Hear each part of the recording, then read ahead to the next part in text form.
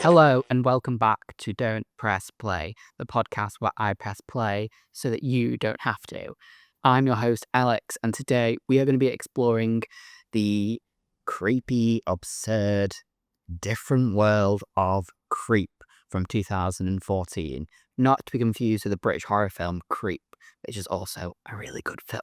Yes, today we're going to be looking at Creep, directed by Patrick Brice, starring Mark Duplass, and it is absolutely probably the best film I have seen this year, even though it came out 11 years ago no, not 11 years. It came out in 2014, so it's 2005 now. Yeah, 11 years ago. And I put it off for so long. It was always on Netflix, and it was one of the films that I always thought I wouldn't enjoy, and it was just kind of like Netflix, like cannon fodder. I did not care about this film. Every time I was at a sleepover and things, people were like, let's put it on. And me being a horror snob, I was like, no. No. But little did I know, it is a triumph of the found footage genre. It is like, it's one of the best found footage films ever made. And I literally hate myself putting off for so long. And I found myself in a weird, like, midpoint in my life where I had nothing on and I was about to go to film school, and I just kind of sat down, got Shudder, and I just sat and watched as much as I could. And then I came across Creep and I thought, well, I'll just stick it on and kind of see what happens, not expecting to like it. And then it absolutely blew me away. I think it's the simplicity of this film and how it's so believable, because a lot of found footage nowadays, especially post Blair Witch, post like Paranormal Activity, it's so hard to get a good plot for a found footage movie because you're so aware of the tropes now that found footage is so hard to create. And I'm not talking like Cloverfield, where, you can kind of excuse like, oh, he's in New York and he wants to film it. But especially if you're going into it being like, oh, these people are filming a film for a paranormal thing, it's like, right, well, I know the jig is up. I'm not engrossed in this film at all. Whereas Creep, it is the whole film is about a videographer, and he is been asked to use this camera and to film a man who is dying of cancer, and this is like his last wishes is to have this film done by this videographer. And the world building is just so upfront and so intense to start with that you kind of leave your found footage tropes out the door, because it doesn't feel like a found footage movie. It doesn't have the quote unquote, stereotypical tropes of a found footage movie anymore. And what I found was that is what kind of got me so hooked so fast. And as well, it kind of has even more realistic like notes with it, because like the director Patrick Brice plays Aaron in this film. So, it kind of removes any people directing him and telling him what to do. There's no one telling this person using the camera what to do. He already knows what he needs to do and he's already in the film. So it just feels so natural that when things start to go sour, things go really sour really fast and it becomes so creepy. Pardon the pun. So a guy named Aaron, played by Patrick Brice, the director, enters a Craigslist ad for a one-day filming job, and he drives out to this remote cabin to meet Mark Duplass, who says he's dying of cancer and he wants to make a video diary for his unborn son, which seems so sweet. And you think this is going to be, you don't know where it's going to go. And then the second that Aaron walks in, something is immediately off. And I think he's called Joseph. He is a little too friendly and he overshares. He hugs for like a little bit too long, and he says things that feel intimate but always land wrong. Like, it's just so emotionally static. And then slowly, Aaron and we, the viewers, start to realize that this isn't a normal filming gig. And I think what amazes me so much about Creep is how much it does with so little. Like I was saying before, there is no big scares or no gore and like no haunted house effects. It's two really regular guys, one camera and one location. But the journey we go on is so riveting, because the horror doesn't come from what's seen. It comes from the behavior, from tone, from those tiny shifts in body language that make you wonder, am I really safe here? And that's what makes it brilliant, because it feels so real. And obviously, Duplass is just incredible. He walks that razor edge between charming and terrifying so perfectly that you really do start to question your own instincts and you want to like him so much. And even when he's doing things that are so odd, you just can't help but fall in love with him, honestly.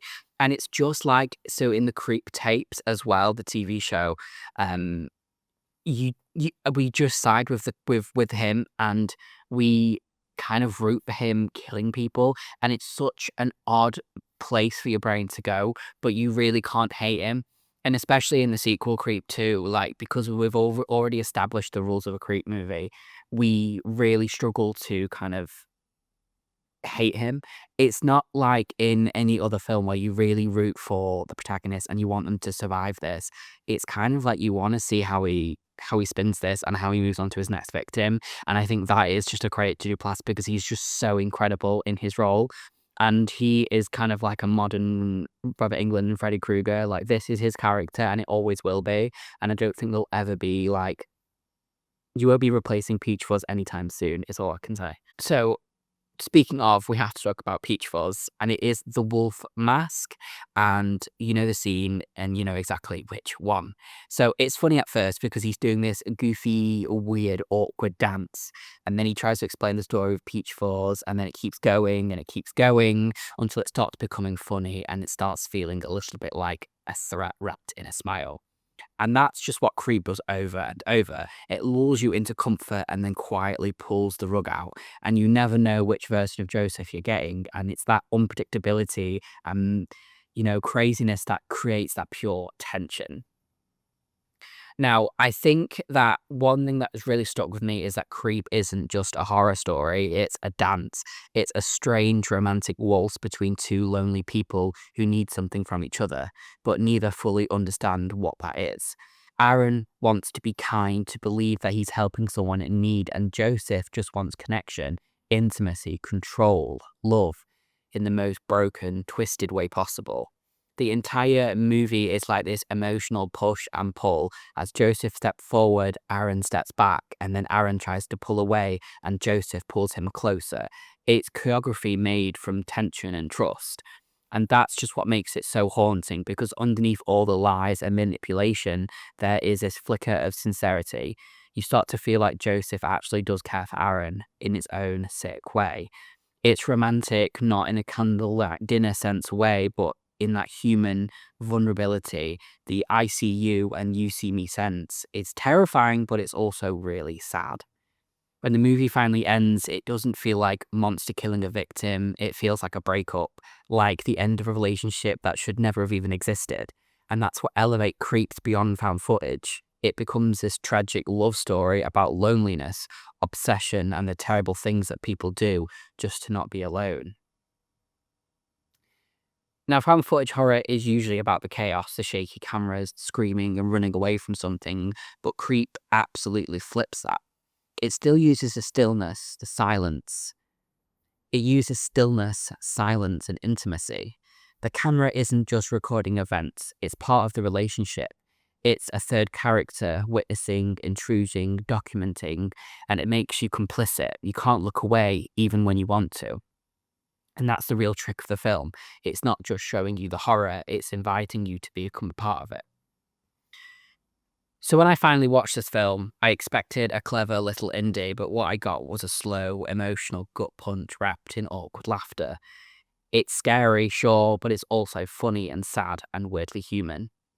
It's the kind of horror that gets under your skin because it feels so possible. And when the credits rolled, I was kind of sat there thinking, why did I wait so long to watch this? Because I love when horror does this, when it makes you feel empathy and dread at the same time, and that's rare. That's Creep. And the rewatch value on this is wild because once you know where it's going, watching it again becomes almost heartbreaking. I honestly sat and watched the first two Creep films on loop for an entire day.